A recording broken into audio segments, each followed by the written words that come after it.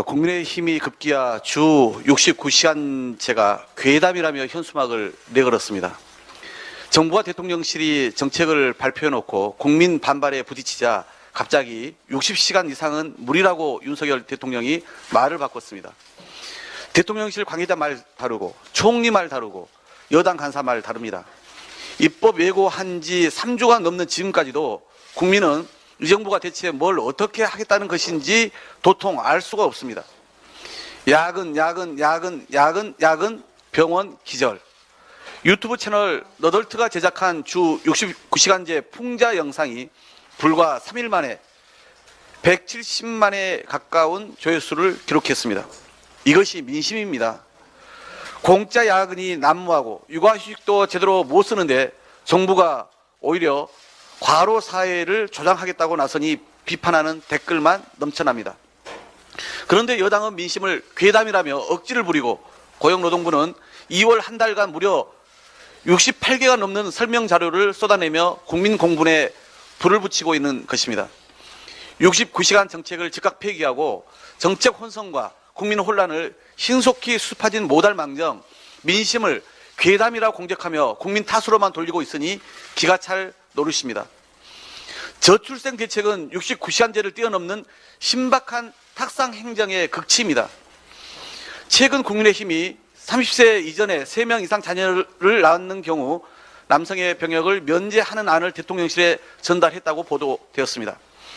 또 자녀 수에 따라 증여세를 차등 면제해 주는 안도 전달했다고 합니다. 작년 기준 우리나라 남자 초혼 연령은 33.72세이고 여자는 31.26세입니다. 여성이 첫째 아이를 낳는 연령도 33세입니다. 대한민국 성인 남성은 늦어도 20대 후반에는 입대해야 합니다.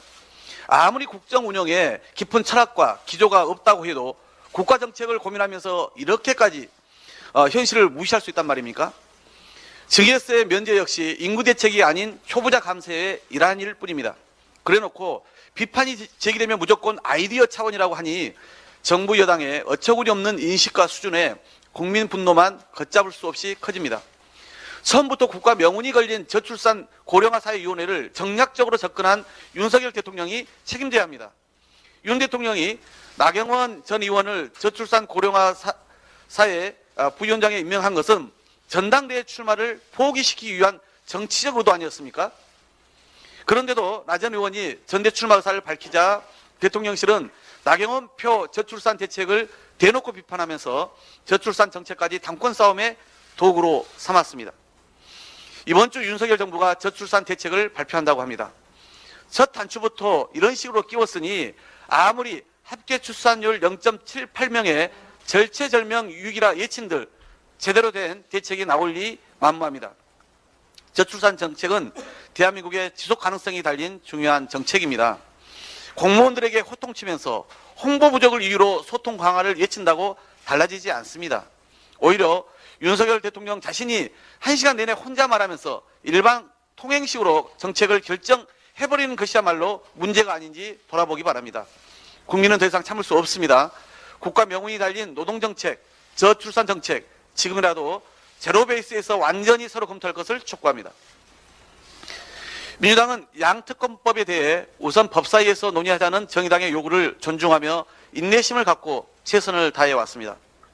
하지만 어제 법사위에서도 확인했듯이 집권 여당의 반대와 방해에 막혀 특검법 심사는 지금까지 단 한 발짝도 나가지 못하고 있습니다. 지금 국민의힘은 법안 심사라는 고유의 책무를 방기하고 있는 데다 특검을 통해 진상규명에 나서라는 국민 명령을 아예 거부하는 것입니다.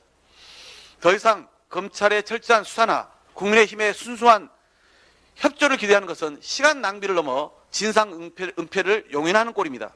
그래서 어제 저는 55클럽 특검법과 김건희 여사 의혹 특검법 모두를 3월 임시의 마지막 본회의에서 신속 처리 안건으로 지정할 것을 정의당에 공식 제의한 바 있습니다. 해당 법안의 특검 후보 추천 방식을 놓고 그간 민주당은 국민 다수를 대표하여 교섭단체에 의한 의사결정이라는 절차적 정당성을 반영한 것이지 실제 추천권은 정의당 등이 국민 추천 방식을 통해 공정하고 중립적인 인사로 추천하도록 양보할 수 있다고 언급해 왔습니다. 마침 어제 이윤주 정의당 원내대표는 50억 클럽 특검 추천권만 고집하는 민주당이 특검 추진을 어렵게 하고 있다고 지적했습니다. 좋습니다. 이에 저는 오늘 정의당에 보다 구체적인 제안을 드립니다. 30일 본회의에서 신속 처리 안건으로 50억 클럽 특검법은 지난 2월 정의당이 발의한 법안을 지정하고 김건희 여사 특검법은 지난 9일 민주당이 발의한 법안을 지정할 것을 정의당을 비롯한 야권 의원들께 공식 제안합니다.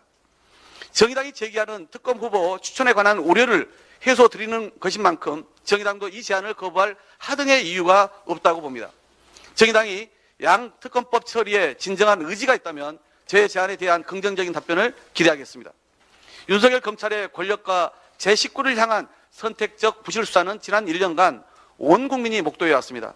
검은 고양이든 흰 고양이든 질을 잘 잡는 것이 중요한 것 아니겠습니까? 그런데 윤석열 검찰은 제19를 잡는 데는 절대 힘을 쓰지 않습니다.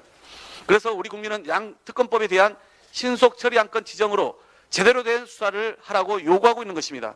아울러 특검법을 신속 처리 안건으로 지정한 이후라도 법사위의 조속한 법안 심사와 본회의 의결을 위한 노력은 계속 이어갈 것이라는 말씀을 드립니다. 정의당이 이런 상황에서도 계속 법사위만 고집한다면 이는 결과적으로 특검을 향한 국민의 뜻을 애매하는 것과 같습니다. 민주당이 공식 제안한 신속 처리 안건 지정에 협조하기를 촉구드립니다.